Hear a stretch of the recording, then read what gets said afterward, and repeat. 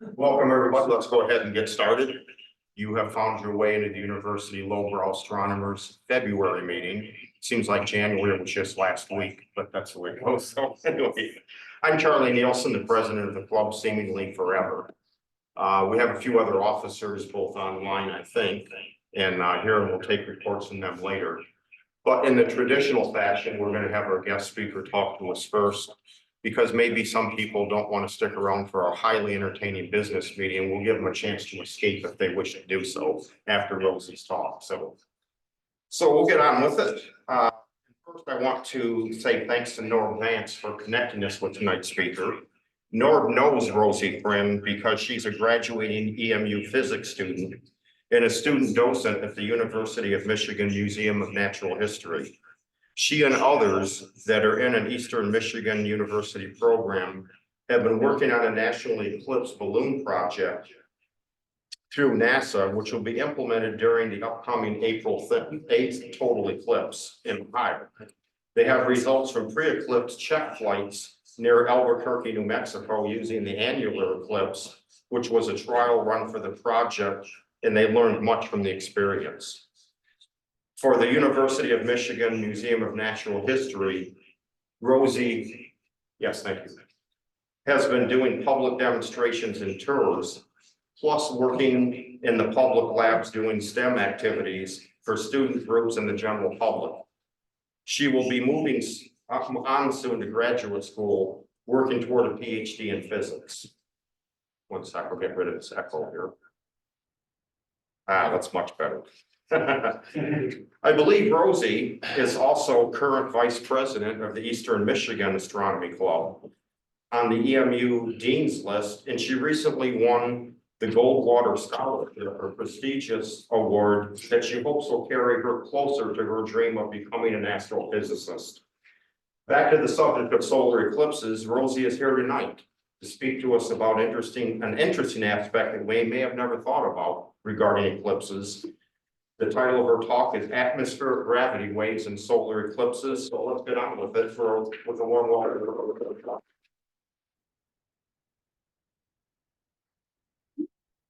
Hi, thank you so much for coming, and thank you for the wonderful introduction. That's awesome. Yeah, my name is Rosie Friend, and I am with Eastern Michigan University, and I'm going to be talking about atmospheric gravity waves tonight. So we are going to get started. Gotta remember to share the screen.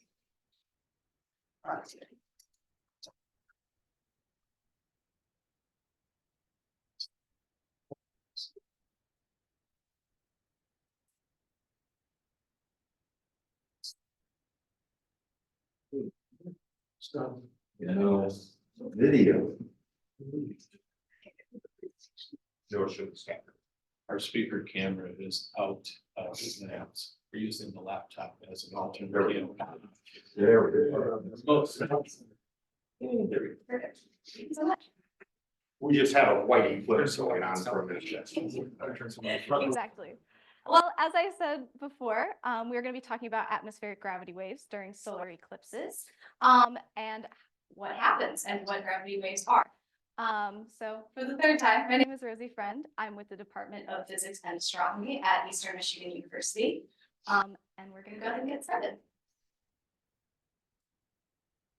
So here's a brief synopsis of what we're going to be talking about tonight. So tonight we're going to be talking about atmospheric gravity waves, the basis of my research, the nationwide eclipse ballooning project, EMU Apex, and what that is, the October 14th, 2023 annular eclipse, our plans for the April 8th total solar eclipse, and some gravity wave analysis, just to loop it all together. So first, a little bit about me. You might have heard probably my entire life story now, because that was a very good introduction. But I am a senior at Eastern Michigan University. I'm majoring in physics and minoring in astronomy and mathematics because I really want to study astrophysics. To sum it up, space is really cool. There's a lot that we can look at. And I want my life to be space. I'm a docent at the University of Michigan Museum of Natural History, so I wear a lot of different hats there. I'm at the host desk, so I'm more than happy to answer people's questions, give them pointers, give them tips about like what the coolest thing in the museum is. I do tours, so kind of similar thing. I show people our museum, kind of the highlights.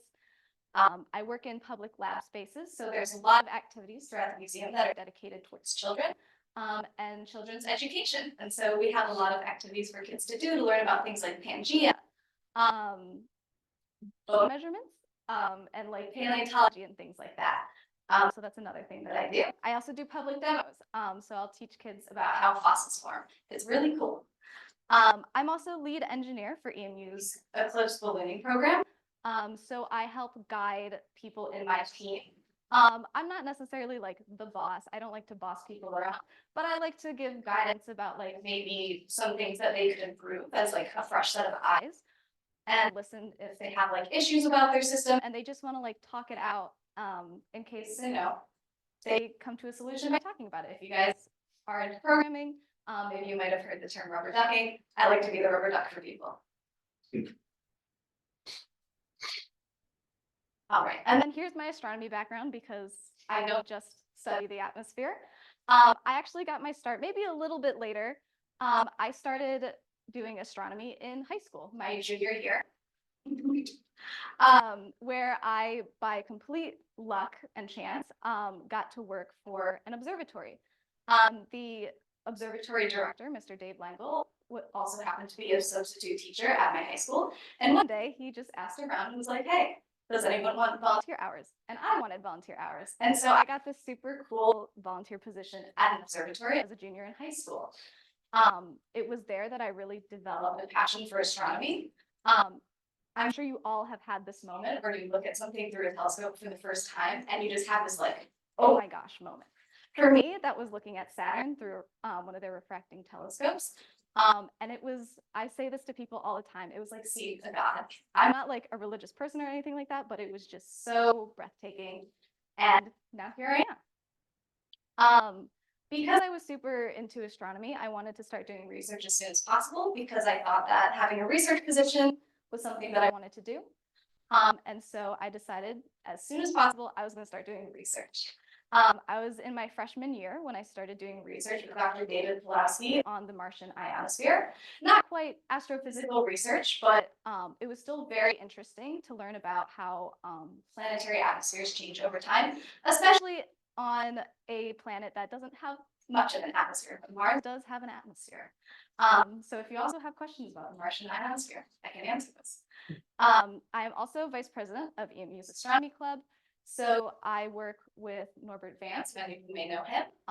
And so I'm up on the deck clear nights, showing people things through telescopes, trying to kind of show people some of that enthusiasm that I was shown when I first started going to observatories.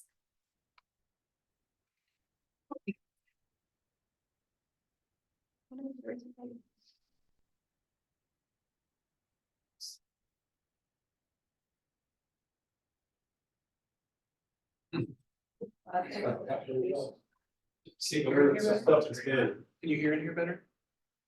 The audio? Yeah. Okay. Oh, hey, what do you know? Yeah, my thing's not working. I can't use the slide. I can't find the little dude. You just need to go click on the screen and you should. Yes. Gotcha. Oh, there it is. Thanks so much. There's a way to get. Thank you so much. I'm not used to using a computer that isn't my own. So enough about me. We're going to talk about my research now. So currently, I'm studying the effect solar eclipses have on our atmosphere, specifically how atmospheric gravity waves form during eclipses. So what are atmospheric gravity waves? Atmospheric gravity waves are essentially ripples in the atmosphere. So how do atmospheric gravity waves form?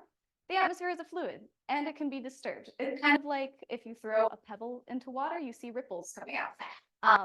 And this is what's called a disruption. So something that comes in and messes up the equilibrium of our atmosphere. Some of these disruptions can include mountains, weather-related updrafts, and sudden changes in solar radiation, which is what I study. When the atmosphere's equilibrium is disrupted, air gets pushed upwards into the next stable layer of air, and then falls back down due to gravity. And this happens in 2 dimensions. So you'll get kind of like this upward oscillation, and then you'll get kind of a sideways oscillation. And why do we want to study this? By studying atmospheric gravity waves, we can better understand the mechanisms in which our atmosphere transfers energy and momentum, improve weather and climate models, and develop more accurate weather and climate models. And we can improve upon aviation design and safety and better understand sources of turbulence. When I was researching this, I learned that up to 40% of atmospheric failure and accidents and stuff like that happen because of turbulence. And I'm a little afraid of airplanes, but by studying this, that number will go down. How are we going to observe atmospheric gravity waves? So we're going to be flying high altitude weather balloons to the stratosphere to collect atmospheric data.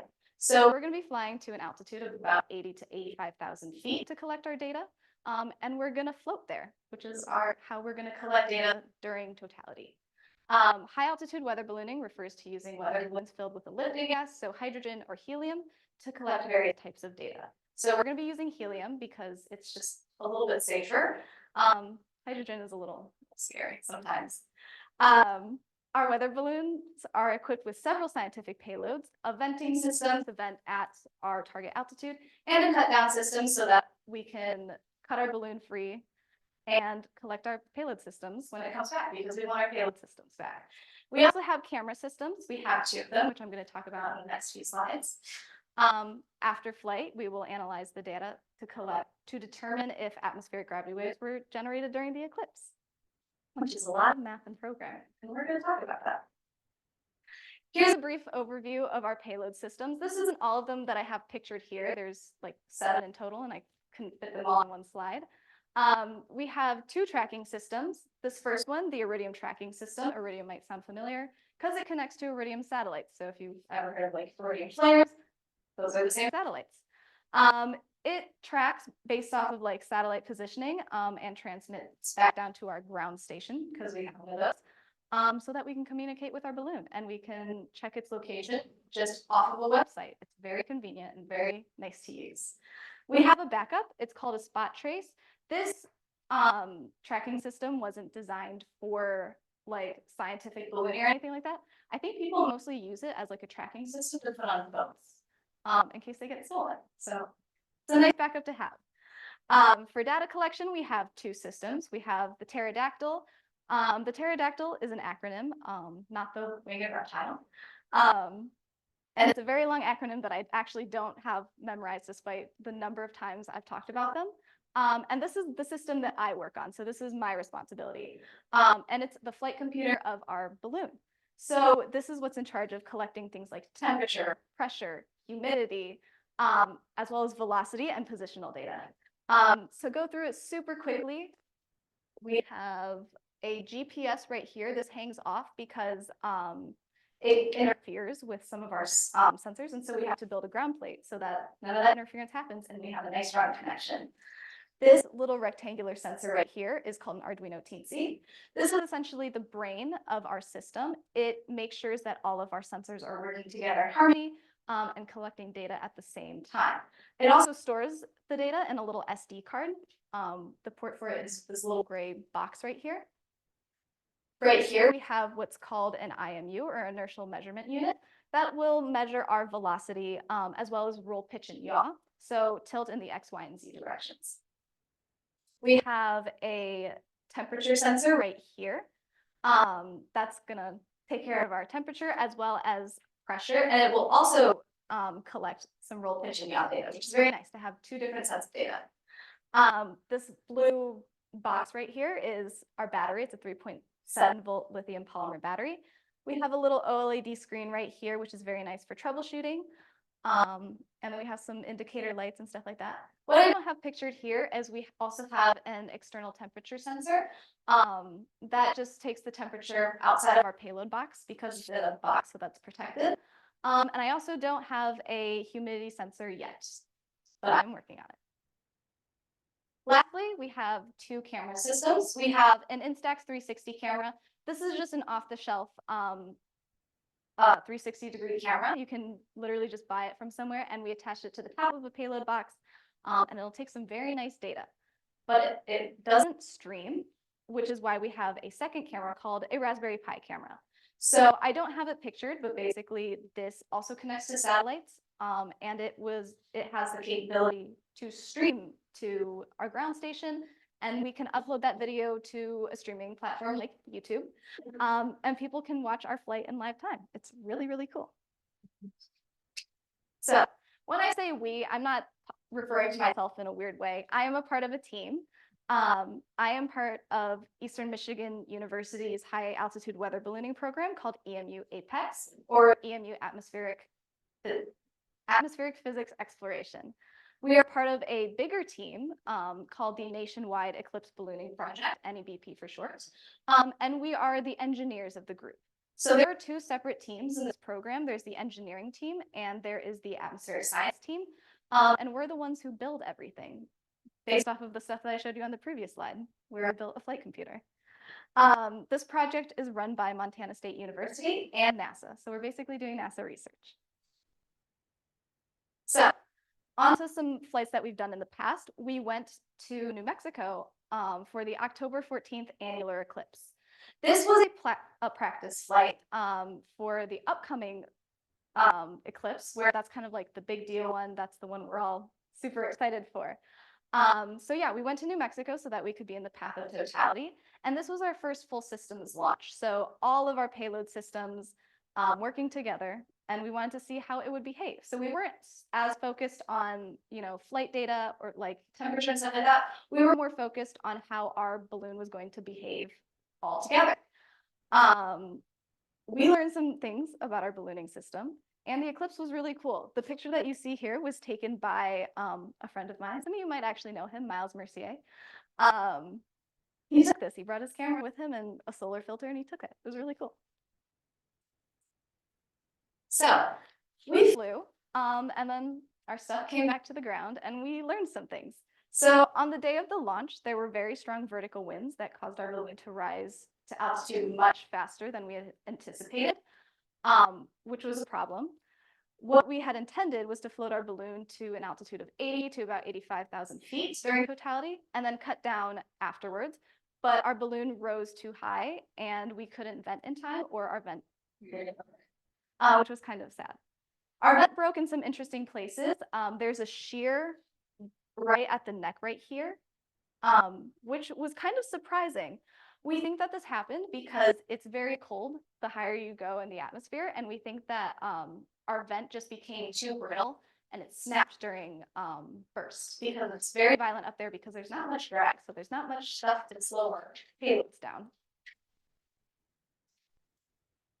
So now that we know some things about what happened to our balloon and our payload systems, we want to improve some stuff for the upcoming eclipse. So what are we improving? We want to redesign our vent so that it will survive lower temperatures. So our vent broke, which is not what you want.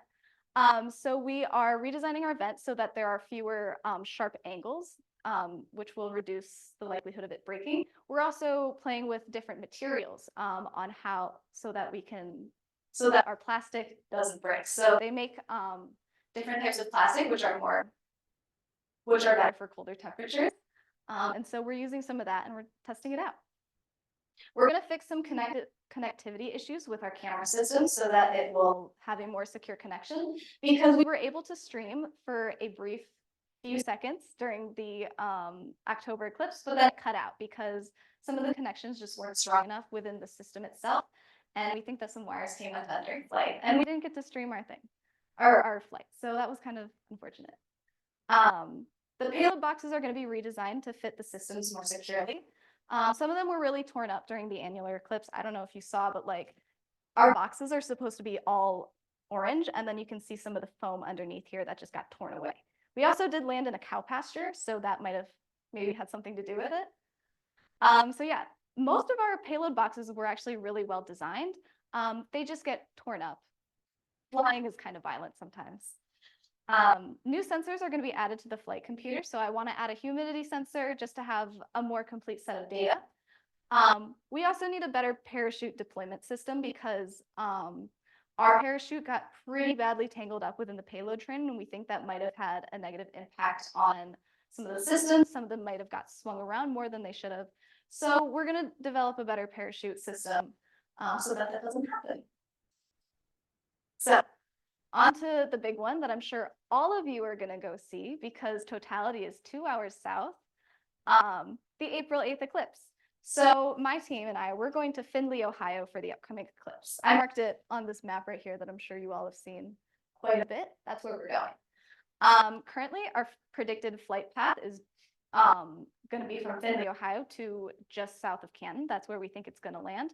But this is subject to change because wind is fickle and directions change over time. And so we're going to continue running flight predictions basically up until the day of the launch. So this kind of requires some flexibility on our part. So here is a predicted flight path that I ran actually just yesterday. So here's where we think it's going to land. But again, this could change. Before we launch the balloon, we will need to pack up any tools we need to launch the balloon, as well as backups, because Murphy's Law is very real. And I also will need to file a NOTAM, so a notice to airmen, just to let people know, hey, there's going to be a balloon in the area. Please don't shoot it down. After the eclipse, my team and I and other teams throughout the country are going to start doing data analysis. All data is shared with other teams. It's a very collaborative project. So everyone has some data to analyze. So we can analyze our own data, but we can also analyze data from the University of Maine, or even the University of Michigan has a team like this. So it's a very fun and collaborative project. And so here's the part that's maybe a little less exciting. Data analysis. So there's a lot of like math jargon here. So I promise I'll try to make it as not terrible as possible. When we first look at the velocity data, and I should warn you guys now that this is actually sample data because we weren't able to collect a complete set of data during the eclipse. When we first look at the velocity data, the data will appear noisy because the balloon payload train is swinging. It just happens like, it's a very long train. And so it's just going to swing a little bit just because it has that momentum. To filter out some of this noise, we will apply a fast Fourier transform and a bandpass filter to the ascent velocity. This is going to essentially clean it up and make it much less noisy. So up this top graph right here is like the noisy data. After applying a Fourier transform and a bandpass filter, it's much less chaotic looking. After this, you'll see a large peak near the upper boundary of the upper bound of the gravity wave frequency. You can use this upper bound to estimate the dominant vertical wavelength. So we're looking at the vertical component of our atmospheric gravity wave. Next, we're going to do what's called a hodograph. Linear gravity wave theory predicts that the velocity vector of perturbation velocities will trace out an ellipse with increasing altitude. So you can kind of see this elliptical shape start to form here. It's a little crazy looking, again, because payload trains swing. But you can see, like, especially at the bottom right here, there's this nice elliptical shape, and we actually have a slice of it right here. This shape is visualized using a hodograph. A hodograph is basically a type of plot that visualizes direction and magnitude of the velocities in two different directions. And we have an altitude slice right here, which is basically just plotting our velocity. So after we clean up our data and create a hodograph, we're going to fit it.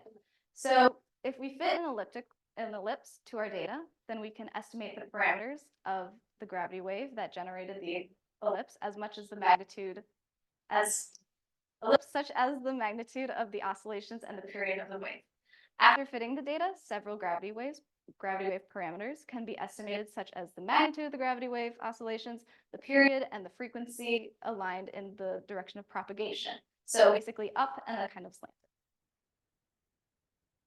In conclusion, atmospheric gravity waves can be caused by several different phenomena that we talked about earlier. So mountains, weather, and solar radiation. My research focuses on detecting high altitude weather balloons to detect atmospheric gravity waves. Atmospheric gravity waves give us more insight into the energy and momentum transfer mechanisms of our atmosphere because we want to understand our atmosphere since we live here. And our data can be filtered and analyzed so that we can visualize these atmospheric gravity waves. And so, thank you for listening. And if you have any questions, feel free to ask.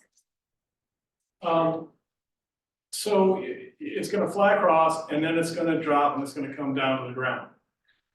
Essentially, yes. We are going to be floating for a little bit. So at that target altitude of 85,000 feet, We're gonna let out a bunch of helium so that it's gonna stop rising. After that, we cut down and then everything comes back to the ground and we retrieve it. Do you think you're going to retrieve it the day of the eclipse? I hope so. Actually. I can't say I have. I will bring that up to my PI and warn him. It's going to be interesting. It could be. Hopefully we'll be far enough out of the path of totality that maybe people will be like away from it because we'll be going out of it once it lands. They did it in 2017. Didn't work. I don't know if they.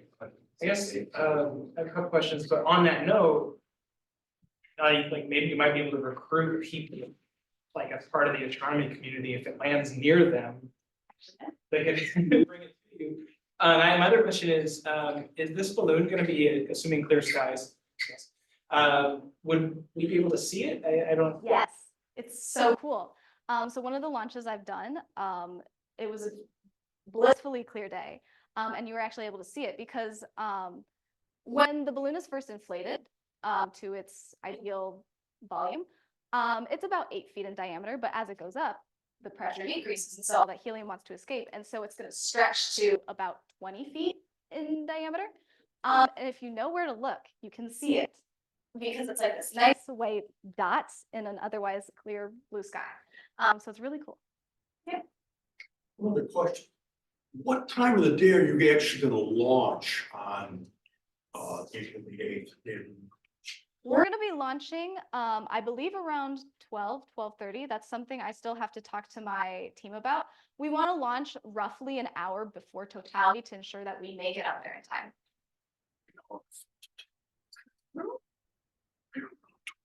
Are you gonna stream it? We are going to try. Where do people find it? We have yet to make a YouTube link for it, but I can share that once it's created and good to go. Yeah, in the back. Your resources are limited, but are you gonna fly a second one, not during eclipse?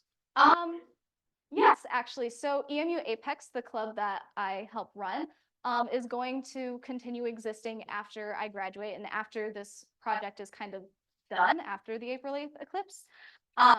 So you can launch weather balloons basically anytime you want within FAA, with FAA permission.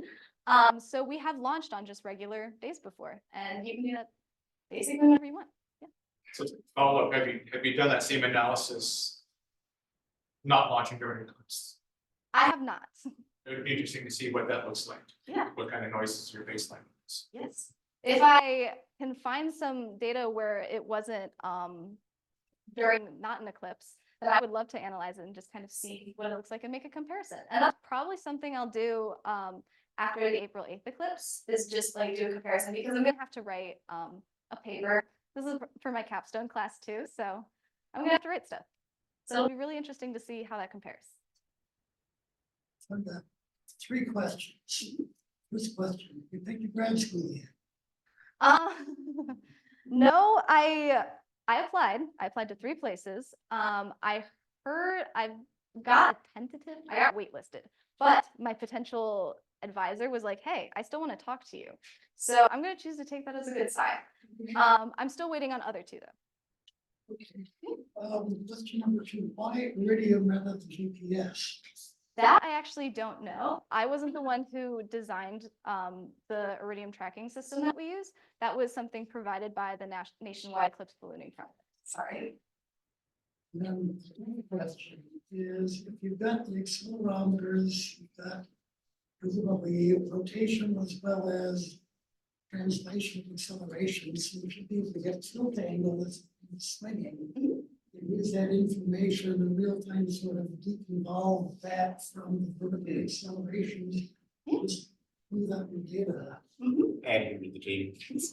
I was gonna say, if you want, I can give you a tour of our lab. You are doing that then? Yes, that is essentially what we're doing. Yeah. Got a question in chat from Doug Warshow.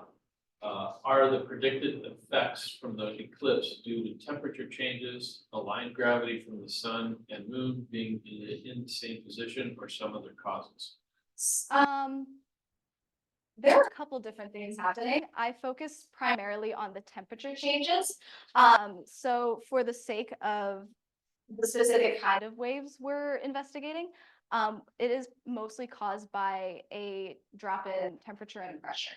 It creates this gradient, which is essentially acts as a disruption since it's much more abrupt than like if, you know, the sun was simply setting.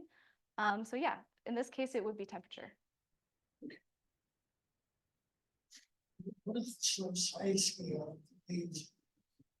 So the wavelength of these waves can range from about 5 kilometers to 9 kilometers.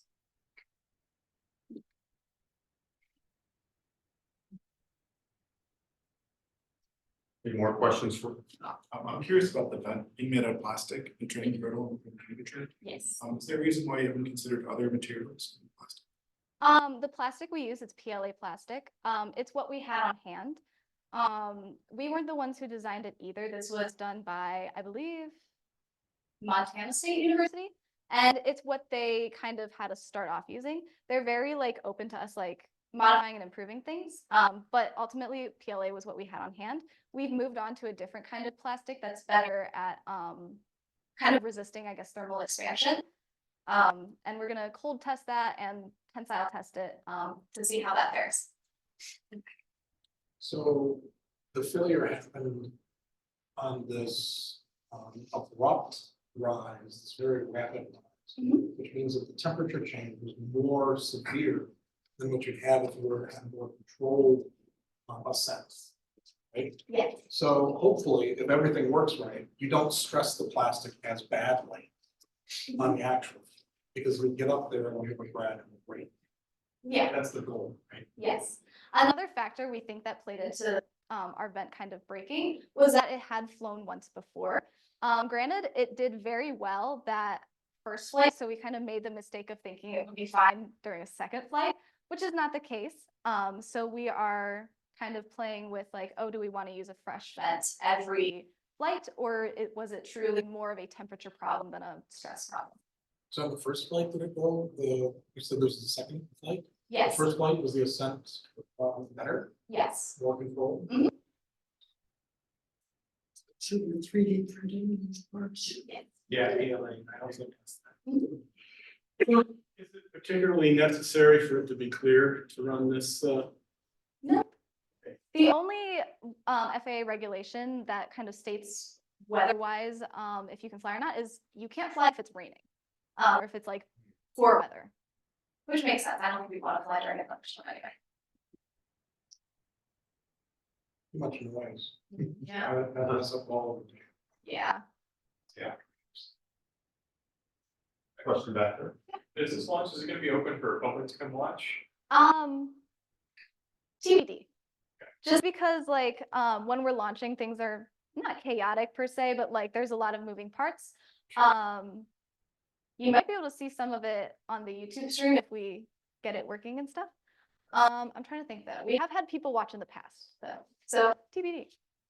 But maybe not on an eclipse day. Yeah. Is this team the first that's ever flown a mission to try to validate the theory? Actually, no. The first, I'm not sure when the first team, when this first started, but we already know that gravity waves exist. That was proven in 2017 during the 2017 eclipse. That was the first time they like unambiguously detected these waves. Got a chat from Ernie Behringer. Oh, Good job, Rosie. thanks, Dr. Behringer. Says, will trajectory simulations be run the day before or day of launch to avoid unexpected rises, as in New Mexico? We'll probably be running trajectories up and like day up. We actually even run it after we launch the balloon as like to help track things. But yeah, we'll be running it up until the day of flight. Are the gravitational waves strong enough to affect the trajectory, and how do you account for that? I actually don't know the answer to that question. I don't think they do, but I can't say that with 100% certainty. She knew all the answers, they wouldn't pay her to do research. Or charge her to do research. That's true. And if I knew all the answer to it, I'd already have a PhD. That's right. You get to ask better questions. There you go. curious, do you have like cube corner reflector hanging off the balloon?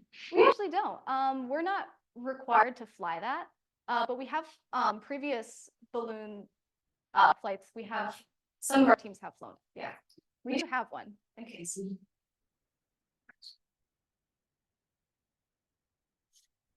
Any other questions? From the Zoom audience? Anybody? No. Oh, one more. The velocity data that you showed, you said was a sample data, Yes. those were perturbations Yes. that you put the FFT through. Yeah. Or no, those weren't perturbations. That was like the ascent velocity data. Or around zero. Yeah. They look like perturbations. It's the perturbations you put through the Fourier transform, right? Right. So you said that on the Mezzo flight, you didn't have that data? It's hard to tell because of how like violently it went up. We're not really sure. So yeah. Another thing to poke at.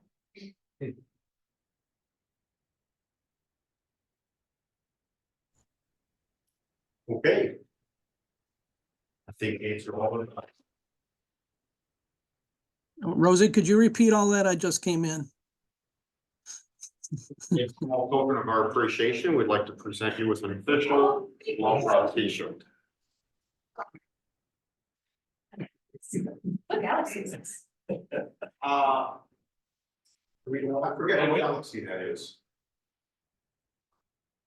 101? That's what I'm kind of thinking, it's 101, isn't it? That's not 50. No, it's not 50. What is it? I think it's 101. It was 51 with the other. Yeah, that was 51, cut yeah, that's off. the- Yeah, that was cut off. That's a great question. You think it is 50? Oh, no, because can't you? Yeah. So it is 51? Yeah. Oh, okay. But it's only the one. Thank you so much. You're welcome. Thank you. And Much thank you all for appreciated. Okay. So I didn't think I had anything actually to report until today. Interesting, I got a voicemail from somebody that said they were a relative. I don't remember if I heard son or grandson in the message, but a relative of Bernard Freiberg.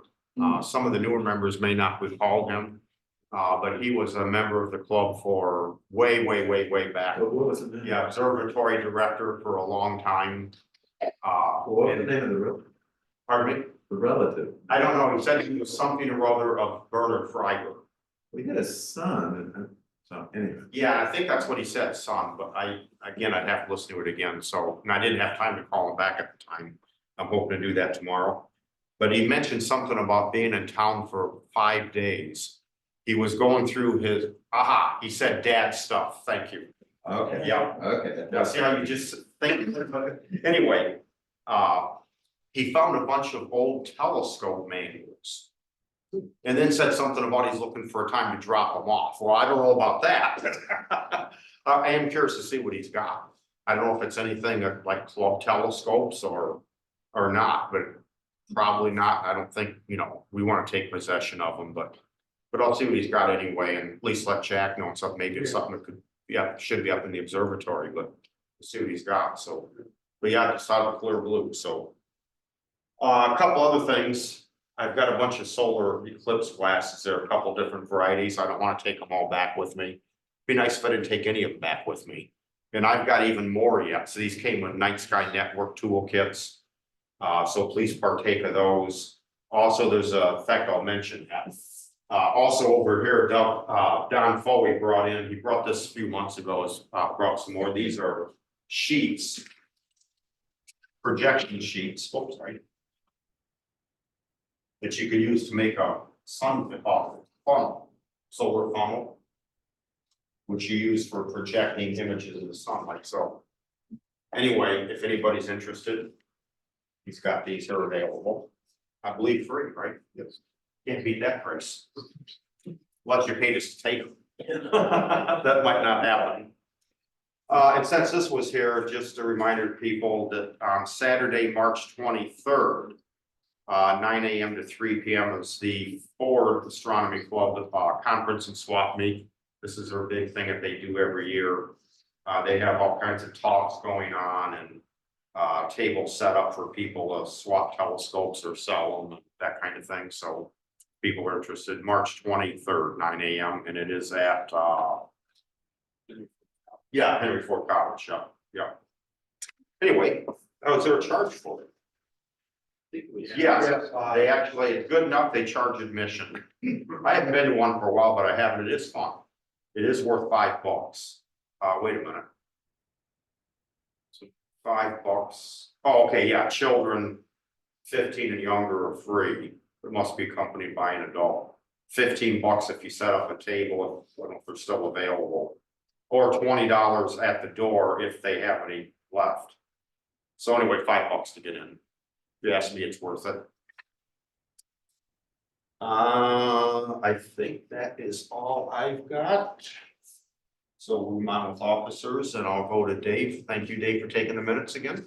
Yeah, probably the only thing is, a week ago, the Museum of Natural History had an event, so I was talking to some of them in terms of possibly doing something with them. I don't know if that's gonna work out.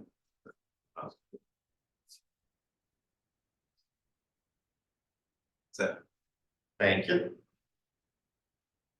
Jeff. Yeah, we had, well, a little more than a week ago, last Wednesday, we went out to Glencairn Elementary Schools, their science night.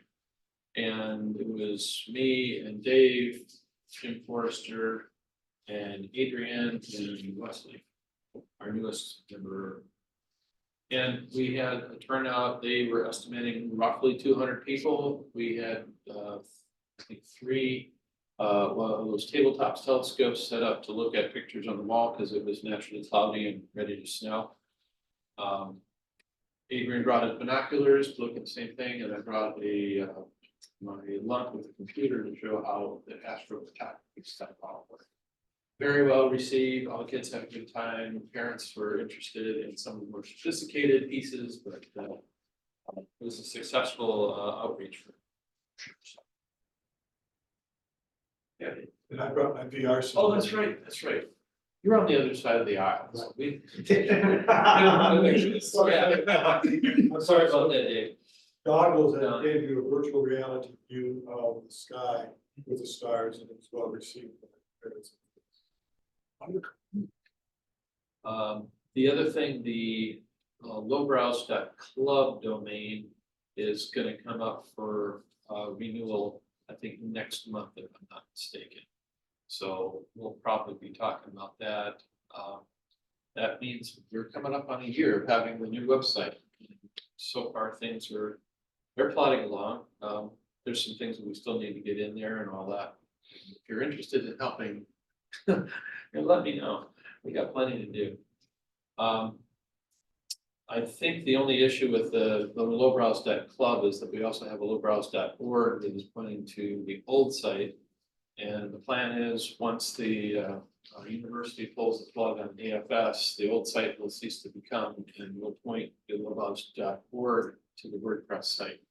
And at that point, we'll have 2 URLs pointing to the same place, and we can decide at that time or not whether to keep it. so you haven't given us timing on that yet? Their last quote, which was back in probably September, October, was that it was going to be early 2024. Yeah, I heard that. And right now, we are the only affiliated group that has a website at the University of Michigan. So we're literally the last to go, and I don't know when they're going to kick us off, but I haven't heard any noises whatsoever in IT circles about when that's all going to be turned off. I imagine there's a lot of faculty that have to negotiate with first. So. I don't know how much important stuff we have on that work. We've moved a lot of the primary stuff over, so the .org is the same as the university site. Yeah, The old but I think site- the private stuff's open. Yeah. I know all of our, the private content and members only content, that's all been moved over or sorted through. There's a lot of public content that's probably getting to be more historical than, I got tons of photos. but yeah, we got tons of that kind of information just to go through one URL at a time and find. It's an ongoing. I think we probably both have copies of the whole thing, so. Yeah, I made a copy of the entire I site did in case myself. it's right up. Is Yeah, there Jeff. are there a way of telling which URL people are hitting when they go to this thing? We have Google Analytics on both of them Can you tell whether they're using the .org or the for the Umish. Umish or whichever? The .club is a whole separate system, so Oh, I that one, understand. that one we have good control over. Once you repoint things, Oh, You're talking about a visitor tab. visitors. Yeah. You tell them which one the visitors using, because if nobody's using .org, Well, the most obvious thing is the color scheme is very different. no, the .org is identical. It points to the URL, it's a frame. Oh, in terms of Yeah, that image. the .club is a whole different site, and the .org versus, so if you've got two different addresses pointing to the same site, can you tell which one the people are actually using? theoretically, yeah. But it should be Wow. somewhere in a log. We doing a permanent or temporary It- redirect? It's a domain level redirect, but the server that it comes from, or the URL that people submitted should still be in the log someplace. Yeah, you'd think so, because people are still hitting it. Well, it's pointing to the @Image site, so whether, the question is whether they're going to the Yeah, full day right. lowbrow or lowbrows.org, they both point to the same place. But the origin, the URL should be in Yeah. that record.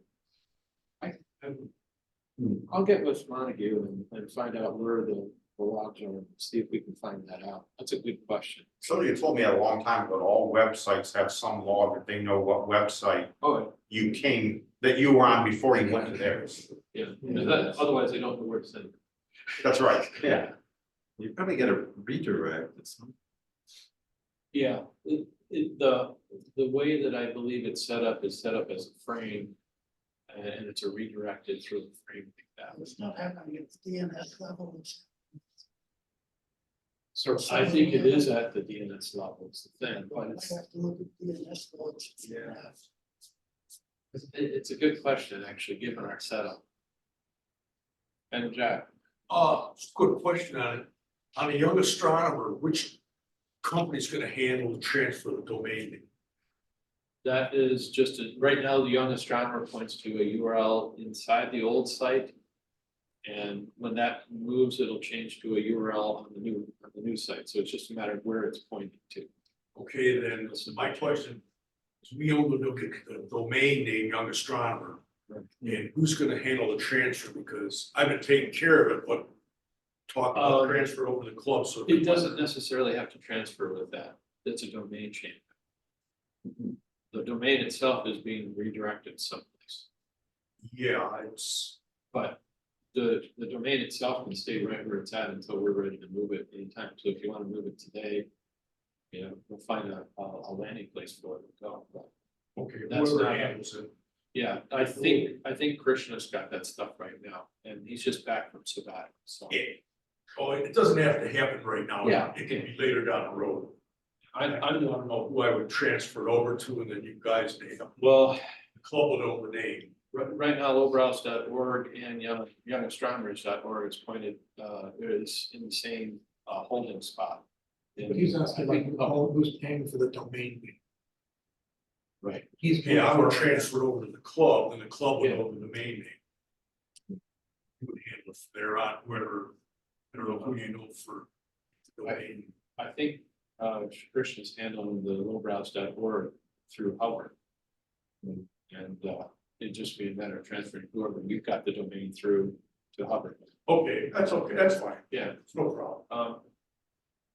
I'll stick it on to that should be consolidated at the very least. Yeah, it should come under the club, I mean, get this done, the club should. Well, in long term, I'd rather have all three domains if we're gonna keep all three in the same holding spot instead of having three different providers. Right. That's all. We're gonna take just a brief break from officer reports. Derek, I believe? Yes, Said name is? I- Yes, you got something you wouldn't I'm see. a newbie and I'm very interested in learning how an astrolabe works and what it's for. If anybody is familiar with the workings and function of an astrolabe, I have one made by paper. I made one, I think, just like that. And I learned to use it one day. It was a little complicated, but pretty neato. So I'd have to look on the internet again. So I would suggest, there's a lot of internet resources that say how to use that, some useful videos. Yeah, I've tried some of that. I'd like to talk to someone. Would you mind? Sure, what I can remember. Okay, thank you. There you go. See, we haven't answered almost everything. Thank No problem. Jack. Just a couple of quick things on the observatory. We're tracking the data logger with the temperature in the observatory with our new heater and that. And when we got to like about a -5 out there at Peach Mountain, we kept it somewhere between 18 to 25, which is good degrees. So in the past, it would just freeze there and things would get all frosted up. And as some of you may know, one of the reasons we're doing this is because we're keeping the 17.5-inch other telescopes in the observatory. Over the years, it was over at Dave Jorgensen's garage, heated up, take care of it. But that's in the past now, so we've been working on putting in the new heater in there, getting that straightened out.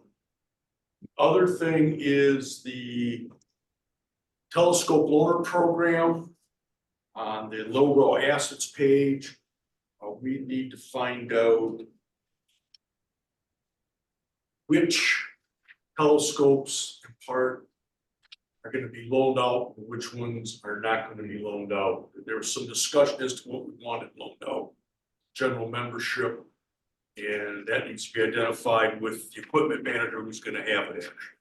So right now I have some stuff just under the term observatory, but would have to be an individual person who's actually.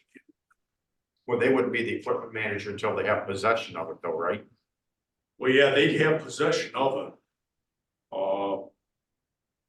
Because there's some names on here that have possession of stuff, but Right. there's been a few things we've said are not gonna go out to the public. Yeah, like Lorna.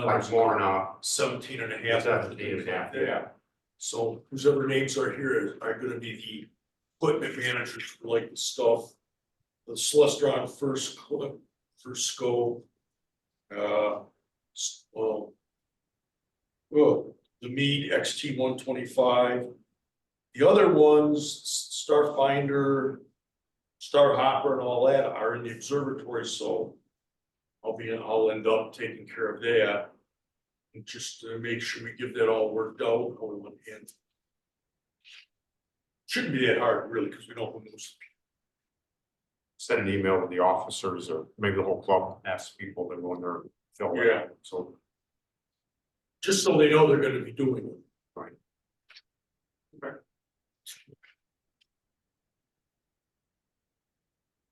That it? Charlie, Yeah. Norbert on the Yeah, internet. I want to see you got to join us, no? Yeah, I would have been sooner, but we had a sold out show in the planetarium tonight. Ran till about 8:10. But anyway, thanks for inviting Rosie to come over and be the speaker tonight. Appreciate that. Great job. Yeah. The Monday night astronomy club meeting over here at Eastern, we're gonna have a guest speaker from SARA, Society of Amateur Radio Astronomers, Tom Hagen. He'll be up, and if it's partly cloudy and the observatory's clear afterwards, 8:30-ish, we'll be looking through the 10-inch refractor. Question to the gang, if you were out on Wednesday night around 7:30, I was up on the deck with my planetarium class, and we saw the upper stage outgassing and particles coming off of the launch of the Falcon 9 booster, and wondered if anybody saw it, because it looked like a slow-moving comet about the size of the full moon slowly crossing the skies. Pretty bizarre. So I wonder if anybody saw that. What was this again? It's the upper stage, the orbital stage that was from the Falcon 9 launch of a not so secret satellite for the space whatever launch systems, but they launched it. When was it? Yeah, whatever. One of these government spy satellites. But anyways, the inertial upper stage was venting gas and particles were flying off of it. And you could see this whole string of stuff moving across the sky. It was pretty neat, pretty weird. I've not seen anything quite like that in all my years of looking up, but wondered if anybody else had seen it. When did you say it was? About it was about 7:30 Wednesday night. It was the remnants of a Falcon 9 launch earlier that day. When were they launching? Where were they launching from, Norbert? From Canaveral, but it happened to be passing overhead, and we were standing there sort of in disbelief as it moved from west to overhead into the east into sunset. Wow, it must be a Yeah. polar orbit. No, it was actually equatorial. It was moving almost due Really? east. Yeah, I was surprised. I'm surprised you could, it'd be that visible. Huh. Well, it was surprising. It was definitely naked eye, and it was big. Whatever it was, and we surmise it was the remnants of the Falcon 9. Jenna was out north of Dexter and she saw it. Yeah. It was definitely weird. We happen to have some spotting scopes on it, and we're looking at it. Hey, Norm, Yes. the lecture you talked about from Sarah. Yeah. What day is that gonna be? That's Monday night at 7:30 in the planetarium over here, the Sphere. Okay. Tom Hagen from the SARA, the Society of Amateur Radio Astronomers. Apparently he's going to talk about amateur radio telescopes. One of our students, you've met him, Miles Mercier, our student club president, built one of these little satellite dish 1.4 gigahertz radio scopes here a few weeks ago, and he's going to be using it. He's got the itch for static.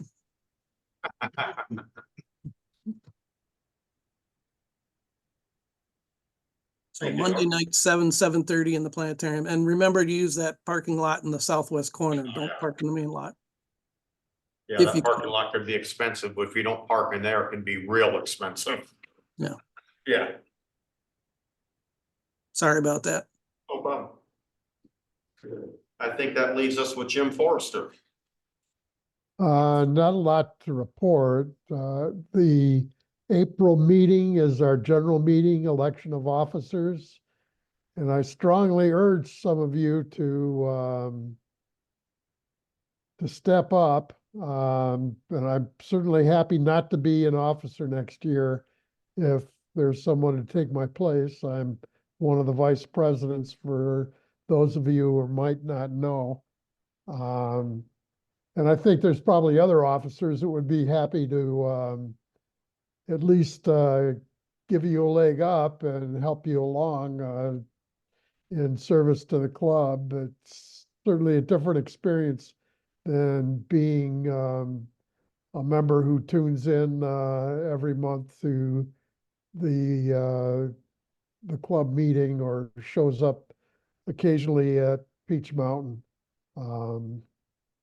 I highly recommend being an officer, and it's not hard. It doesn't take up a lot of time.